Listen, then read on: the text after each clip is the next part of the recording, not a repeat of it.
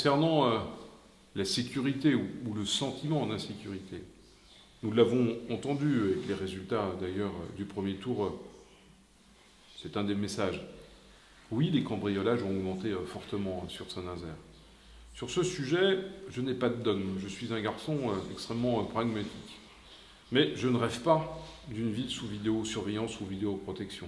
Je ne m'interdis pas de mettre en place de la vidéoprotection dans des lieux extrêmement ciblés avec les services de police, avec les services de justice, des lieux notamment de flux.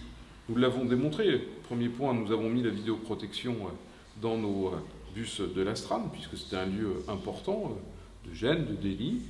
Parfois aussi, je pense notamment sur le toit de la base sous-marine.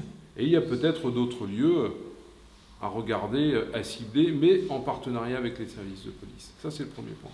Deuxième point, sur la notion d'insécurité, nous devons travailler en partenariat avec les services de justice et les services de police, mais aussi avec les associations de prévention et notamment de prévention spécialisée. Je ne voudrais pas laisser entendre que le problème de la délinquance, ce serait qu'un problème de la jeunesse. Certainement pas.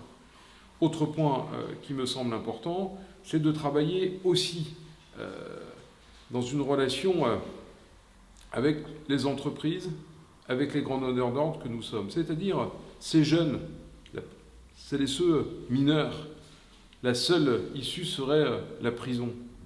Je n'y crois pas une seule seconde. On ne peut pas accepter que des enfants de 15, 16 ans qui ont été pris en flagrant délit de cambriolage, la seule réponse soit la prison. Par contre, le bailleur social le fait déjà à Silène, mais la collectivité locale devra le faire demain. La Carène devra le faire, et ce que j'appelle les gros satellites, les grosses associations.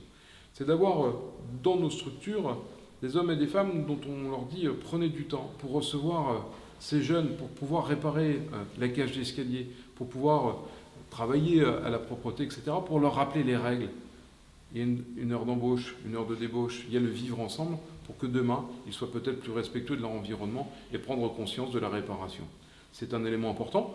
Sur le contrat local de sécurité, c'est un sujet sérieux qu'il faut regarder avec sérieux hors temps électoral. Je crois qu'on est aujourd'hui dans une course à l'échalote sur ces sujets, notamment le Front National s'en donne à cœur joie. Il faut travailler sérieusement, en transparence, avec les services de police, les services de justice et tout le monde de la prévention.